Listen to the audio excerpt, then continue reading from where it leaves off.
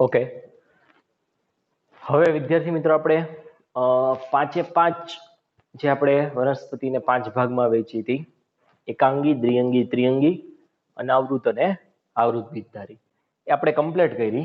હવે આપણે છેલ્લો એક ટોપિક આ ચેપ્ટરનો જોવાનો છે, જીવન ચક્ર વનસ્પતિનું અથવા તો લાઈફ સાયકલ. ઓકે, જો કે આના વિશે ઘણું બધું તમે આપણે જે વસ્તુ ભણી એ દરેકે દરેક વનસ્પતિમાં આપણે વનસ્પતિનું જીવન ચક્ર જોયેલું જ છે, પણ અહીંયા અલગથી આ ટોપિક આપ્યો છે અને 3 અલગ અલગ પ્રકારની પેટર્ન આપી છે. ઓકે, તો પેલા સ્ટાર્ટિંગમાં કીધું છે કે વનસ્પતિમાં એકકીય કોષો હોય વનસ્પતિના દેહમાં અને દ્વિકીય કોષો પણ હોય. એ બંને સંભાજન પામવાની ક્ષમતા ધરાવે છે.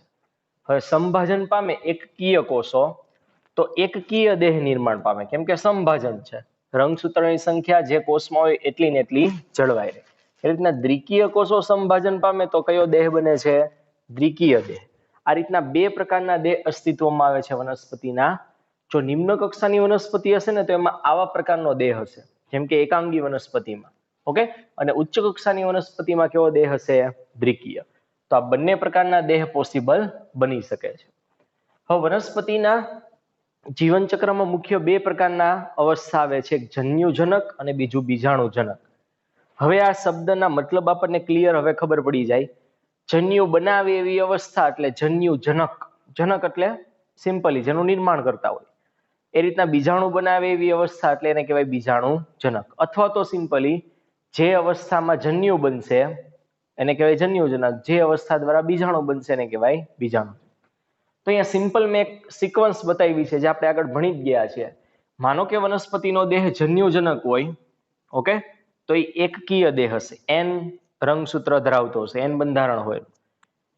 આ જન્યુજનક દેહમાં સંભાજન થાય એટલે એની ઉપર લિંગી અંગોની અંદર, લિંગી અંગોમાં આર્ચિગોનિયા અને એન્થ્રેઝોઇડ તમને ખબર છે. ઓકે, એની અંદર નરજન્યુ અને માદાજન્યુ બને. હવે અહીંયા દેહ એન એટલે એકકીય હતો, એમાં સંભાજન થયું એટલે જન્યુ પણ કેવા બને? એકકીય બને. આ જન્યુનું જોડાણ થયું એટલે ફલન થયું, ફલિતાન બન્યું. ફલન થવાથી ફલિતાન બનવાથી આ જે ફલિતાન બનશે કેવું હશે? 2n વાળું, કેમ કે n વાળા બે જન્યુ જોડાણા છે. આ ફલિતાનનું સંભાજન થાય તો ઘણા બધા કોષ ધરાવતો બીજાણુજનક દેહ બને. અહીંયા ધ્યાન આપજો, આ દેહે જન્યુ ઉત્પન્ન કર્યા એટલે એને નામ આપ્યું જન્યુજનક દેહ. એ રીતના અહીંયા ફલિતાનમાં સંભાજન થયું તો બીજાણુજનક દેહ બન્યો. એ બીજાણુજનકના કોષોમાં અર્ધીકરણ થાય તો પાછા બીજાણુ બને.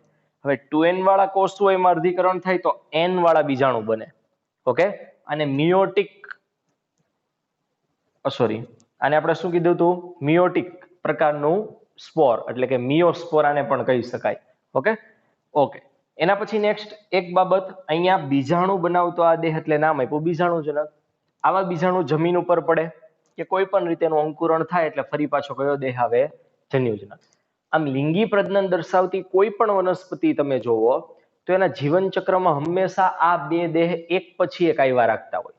ઓકે, પછી એ ઉચ્ચ કક્ષાની હોય કે નિમ્ન કક્ષાની, હા ફરક હોય કે મુખ્ય દેહ જન્યુજનક હોય કે બીજાણુજનક હોય, ટૂંકજીવી હોય, લાંબુ જીવતો હોય, એ ફરક હોય શકે, આપણે હમણાં જોવાનો છે.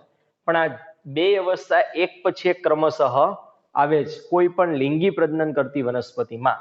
તો આ પ્રકારની જે બાબત છે, એક પછી એક અવસ્થા બંને આવે છે, એને કહેવાય છે એકાંતર જનન. શું કહેવાય છે? એકાંતર જનન. ઓકે, અને એમાંય પાછી કઈ અવસ્થા મુખ્ય છે? દીર્ઘજીવી છે, મતલબ લાંબો સમય જોવા મળે છે. કઈ અવસ્થા ગૌણ છે અને અલ્પજીવી છે. એના આધારે પાછા 3 મુખ્ય પ્રકારના જીવનચક્ર જોવા મળે છે. એક એકવિધ જીવનચક્ર, બીજું દ્વિવિધ જીવનચક્ર અને ત્રીજું એકદ્વિવિધ જીવનચક્ર. ઓકે, આ 3 જીવનચક્ર આપણે જોવાના છે. પણ એ પહેલા મેં અહીં એક નાનું અમથું ટેબલ બનાવ્યું છે. ઓકે, આ ટેબલ તમને એનસીઈઆરટીમાં નથી આપ્યું, પણ આ પહેલા આપણે સમજી લઈએ એટલે તમને સરળતાથી પહેલેથી માઇન્ડસેટમાં ક્લિયર થઈ જશે કે આપણે કઈ વનસ્પતિમાં કેવું જીવનચક્ર જોવા મળશે. ઓકે, મેં આ સિમ્પલી આ રીતના એક સ્ક્વેર ડ્રો કર્યું, એના 3 ભાગ પાડ્યા, આ રીતના એક વચ્ચેથી લાઈન દોરી. ઓકે, આ બાજુનો ભાગ છે એ જન્યુજનક અવસ્થા દર્શાવશે n વાળી, આ બાજુનો સામેના ખૂણાનો ભાગ છે એ બીજાણુજનક અવસ્થા દર્શાવશે 2n વાળી. પછી મેં શું કર્યું છે, પહેલા ખાનામાં એકાંગી લખ્યું, સૌથી નિમ્ન કક્ષાની વનસ્પતિ.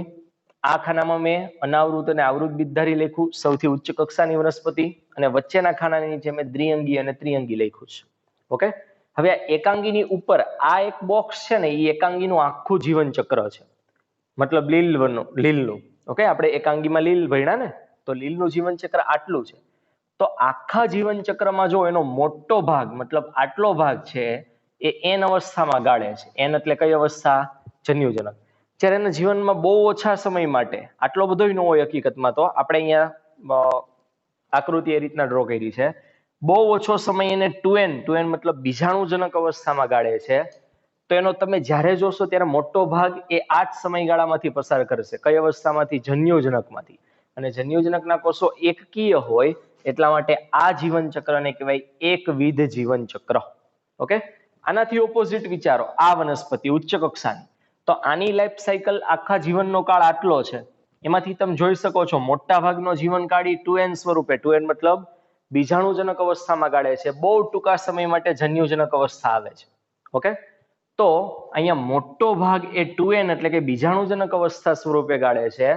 અને એટલા માટે એના જીવન ચક્રને કહેવાય દ્વિવિધ, કેમ કે બીજાણુજનક અવસ્થા હંમેશા 2n સ્વરૂપે હોય, તો એને કહેવાય દ્વિવિધ જીવન ચક્ર.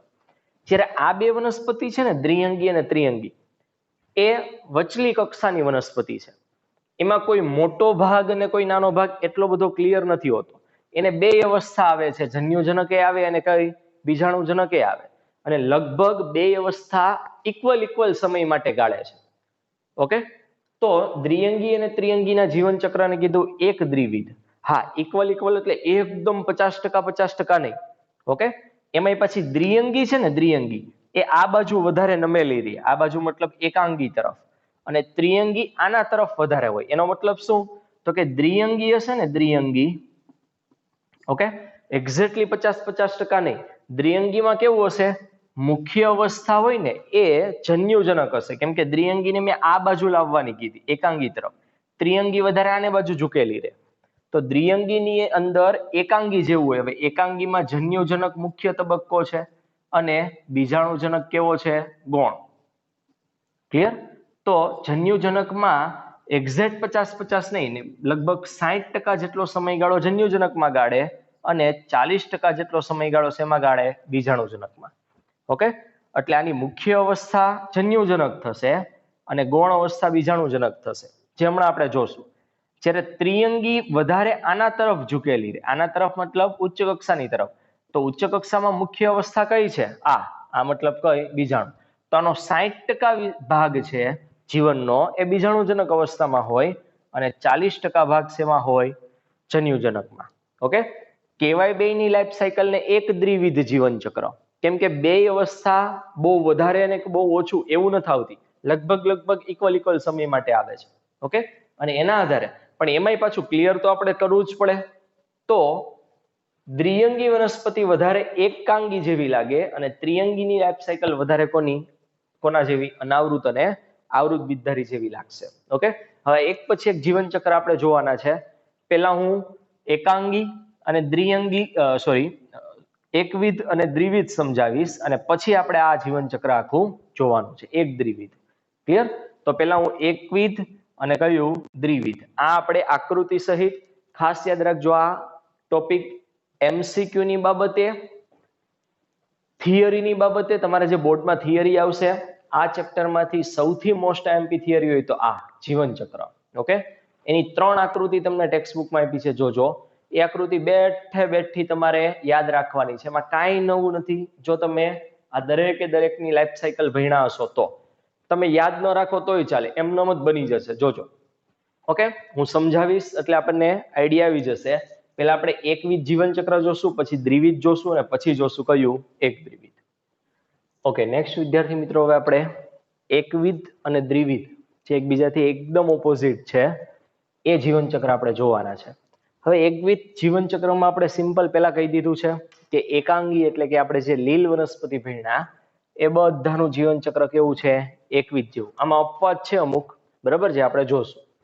એકવિધ જીવન ચક્રની વાત કરીએ એટલે તરત લીલને યાદ કરો પહેલા, કે લીલમાં મુખ્ય દેહ કેવો હતો એનું? સુકાય, તો કે જન્યુજનક. ઓકે, તો એનો મુખ્ય દેહ છે જન્યુજનક. એ જન્યુજનક એટલા માટે છે કેમ કે જન્યુનું નિર્માણ કરશે. ઓકે, તો એના લિંગી પ્રજનન અંગો દ્વારા જન્યુ જનન થાય એટલે નર અને માદા જન્યુ બને. એ બેનું ફલન થાય એટલે ફલિતાંડ બને. આ પહેલો એવો કોષ છે, આ એન વાળો કોષ હતો, આમાં સમભાજન થયું હશે એટલે આ એન વાળા જન્યુ બન્યા હશે. એવા જન્યુ જોડાણા ફલન પામ્યા એટલે ફલિતાંડ બન્યું. આ ફલિતાંડ પૂરતી જ ખાલી કઈ અવસ્થા આવશે? બીજાણુજનક. અહીં લખ્યું નથી બીજાણુજનક. બહુ ઓછા સમય માટે ફલિતાંડ બને, ખાલી એટલો સમય, જો ખાલી આટલો જ સમય આખા જીવન ચક્રમાંથી બીજાણુજનક અવસ્થા આવે. તરત જ ફલિતાંડ છે એ પોતે અર્ધીકરણ પામી જાય. ઓકે, અને અર્ધીકરણ કરવાથી એકમાંથી આવા 4 શું બને છે? બીજાણુ. ઓકે, અર્ધીકરણ થયું એટલે 2n વાળું ફલિતાંડ હતું, એમાંથી બીજાણુ કેવા બને? તો કે n વાળા. અર્ધીકરણ થયું છે એટલા માટે. અને આ દરેક બીજાણુનું અંકુરણ થાય એટલે ફરી પાછો કયો દેહ બને છે? જન્યુજનક. તો આમ તમે જુઓ કે એના આખા જીવન ચક્રમાં મોટા ભાગનો સમયગાળો આ અવસ્થામાં, આ મતલબ જન્યુજનક અવસ્થા સ્વરૂપે ગાળે છે. બહુ ઓછા સમય માટે એના જીવનમાં બીજાણુજનક તબક્કો આવવાનો છે. ઓકે, તો એટલા માટે આવા જીવન ચક્રને કહેવાય એકવિધ, કેમ કે એ એકકીય સ્વરૂપે એટલે કે જન્યુજનક અવસ્થામાં પોતાનું મોટા ભાગનું જીવન ચક્ર કમ્પ્લીટ કરે છે. ઓકે, આની મુખ્ય અવસ્થા કઈ છે? તો ખબર જ છે આપણને, જન્યુજનક. જે પ્રભાવી હોય, મુક્ત જીવી હોય, પોતે જાતે જીવી શકે, એમ કે લીલા કલરનું હરિતદ્રવ્ય ધરાવતા હોય, પ્રકાશ સંશ્લેષણ પોતે કરી શકે. જ્યારે ગૌણ અવસ્થા છે બીજાણુજનક, એ ગૌણ છે, ટૂંક સમય માટે આવે છે, એટલે અહીંયા અમે લખી શકાય અલ્પજીવી. કેવી લખી શકાય? અલ્પજીવી. બહુ ઓછું જીવે. ઓકે, અને એ પોતે જાતે પ્રકાશ સંશ્લેષણ કે ખોરાક બનાવી શકવાની નથી. એટલે કોના ઉપર આધારિત છે? મુખ્ય અવસ્થા ઉપર, મતલબ જન્યુજનક અવસ્થા ઉપર એ કેવી હોય છે? આધારિત. ઓકે, ઉદાહરણ એકવિધ જીવન ચક્રમાં મેં કીધું લીલ જે આવશે મોટા ભાગની, સ્પાયરોગાયરા, વોલ્વોક્સ અને ક્લેમિડોમોનાસ. બરાબર, જે આપણે લીલમાં ભણી ગયા કે આ ખાસ કરીને તમે જોશો ને તો લીલી લીલ છે આ બધી. ઓકે, તો આવી લીલ છે એ મોટા ભાગની એનું જીવન ચક્ર કેવું હોય છે? એકવિધ પ્રકારનું. હવે ઉચ્ચ કક્ષાની વનસ્પતિ જે હમણાં જ આપણે રિસેન્ટલી જોયું, ઓકે, એનું જીવન ચક્ર દ્વિવિધ હોય. કઈ રીતના? તો કે એનો મુખ્ય દેહ બીજાણુજનક હોય છે. એના શરીરના દરેક કોષો હોય 2n સ્વરૂપે જનીન દ્રવ્ય ધરાવતા હોય. એ આપણને ખબર છે. પરાગાશય, આવૃતબીજધારી હોય તો પરાગાશયમાં લઘુ બીજાણુ ઉત્પન્ન કરે અર્ધીકરણની પ્રક્રિયાથી. અને જો એ બીજાશયની વાત કરીએ તો અંડકની અંદર મહાબીજાણુ ઉત્પન્ન થાય. ઓકે, એ અર્ધીકરણની પ્રક્રિયાથી ઉત્પન્ન થાય એટલે 2n વાળા કોષમાં અર્ધીકરણ થાય એટલે બીજાણુ કેવા બને? n વાળા. યાદ કરો, એ બીજાણુજનક અવસ્થાની અંદર જ જન્યુજનક અવસ્થા બનતી હતી. ઓકે, તો બીજાણુજનક અવસ્થાની અંદર જ, અને ઇવન આ બીજાણુ પણ હજી જન્યુજનક સાથે અટેચ જ હોય અવસ્થા સાથે, ત્યાં જ આ બીજાણુજનક અવસ્થાની બીજાણુની અંદરના ભાગમાં જન્યુજનક અવસ્થા બને. ઓકે, પરાગરજમાં યાદ કરો નર જન્યુજનક અવસ્થા બનતી હતી અને અંડકની અંદર ભ્રૂણપુટ વિકાસ પામતું હતું, જે માદા જન્યુજનક અવસ્થા હતી. તો અહીંયા ખૂબ ઓછા સમય માટે જન્યુજનક અવસ્થા એના જીવનમાં આવશે. ઓકે, તરત એમાં જન્યુ બન્યા છે. જન્યુજનક અવસ્થામાં એનું ફલન થાય, જન્યુ બને એટલે જન્યુજનન, એનું ફલન થાય, ફલિતાંડ બને. ફલિતાંડ છે એ બીજમાં જોવા મળે. ઓકે, આમાંથી ભ્રૂણ બનશે, યાદ કરો. ઓકે, ફલિતાંડનો વિકાસ થઈને ભ્રૂણ બને, એ બીજમાં હોય, અને આવું બીજ તમે વાવો એટલે ફરી પાછી કઈ અવસ્થા? બીજાણુજનક અવસ્થા આવી જાય. તો આમ તમે અહીંયા જોશો તો એનો મોટા ભાગનો જીવનકાળ એને 2n સ્વરૂપે ગાળ્યો. બહુ ઓછા સમય માટે n અવસ્થા એટલે જન્યુજનક આવી. તો આવા જીવન ચક્રને 2n સ્વરૂપે ગાળે છે એટલે કહેવાય દ્વિવિધ જીવન ચક્ર. એની મુખ્ય અવસ્થા આનાથી ઓપોઝિટ હોય. બીજાણુજનક અવસ્થા મુખ્ય હોય. એ દીર્ઘજીવી હોય, લાંબુ જીવે, અને એ પોતે પ્રકાશ સંશ્લેષણ જાતે કરી શકતી હોય, લીલા રંગના હરિતદ્રવ્ય ધરાવતી હોય. જ્યારે ગૌણ અવસ્થા કઈ છે? અહીંયા બીજાણુજનક લખાણું છે. અહીંયા કઈ આવશે? જન્યુજનક અવસ્થા ગૌણ છે, ટૂંકજીવી, બહુ ઓછા સમય માટે આવી, અને એ પોતે જાતે પ્રકાશ સંશ્લેષણ કે ખોરાક બનાવી શકતી નથી. એ કોની ઉપર વિકાસ પામે છે? બીજાણુજનક ઉપર. તો એ કોના ઉપર આધારિત છે? બીજાણુજનક, જેની મુખ્ય અવસ્થા છે એના ઉપર આધારિત છે. ઓકે, આવું જોવા મળે છે એમાં તો કે અનાવૃત અને આવૃત બીજધારી વનસ્પતિમાં. અને મેં કીધું તું લીલ છે ને, એમાં 3 પ્રકારના જીવન ચક્ર આવશે. મોટા ભાગની લીલ છે એકવિધ દર્શાવે. ફ્યુકસ લીલ છે એનું જીવન ચક્ર કેવું હોય છે? દ્વિવિધ. ઓકે, અને હવે આપણે લાસ્ટમાં જોવાનું છે એક દ્વિવિધ જીવન ચક્ર. ઓકે, લાસ્ટમાં વિદ્યાર્થી મિત્રો જોઈએ એક દ્વિવિધ જીવન ચક્ર. એક દ્વિવિધ જીવન ચક્ર જોવા મળે છે દ્વિઅંગી અને ત્રિઅંગીમાં. ઓકે, હવે ટેક્સ્ટબુકમાં આપણને આકૃતિ આપી છે. એમાં શું કીધું છે? જન્યુજનક અવસ્થા હોય, જન્યુનું જનન કરે, મતલબ જન્યુ બને અહીંયા બે, નરજન્યુ માદાજન્યુ, એનું ફલન થાય એટલે ફલિતાંડ બને. હવે લીલમાં કેવું થતું હતું કે લીલમાં ફલિતાંડ તરત જ વિભાજન પામી જતું હતું. ઓકે, 2n વાળી અવસ્થા આવે એટલે તરત એ અર્ધીકરણ પામી અને શું બનાવી દેતું હતું? ફરી પાછા બીજાણુ. એટલા માટે બીજાણુજનક અવસ્થા બહુ ઓછા સમય માટે આવતી હતી. પણ અહીંયા ફલિતાંડમાં સંભાજન થાય એટલે એક આખો દેહ નિર્માણ પામે.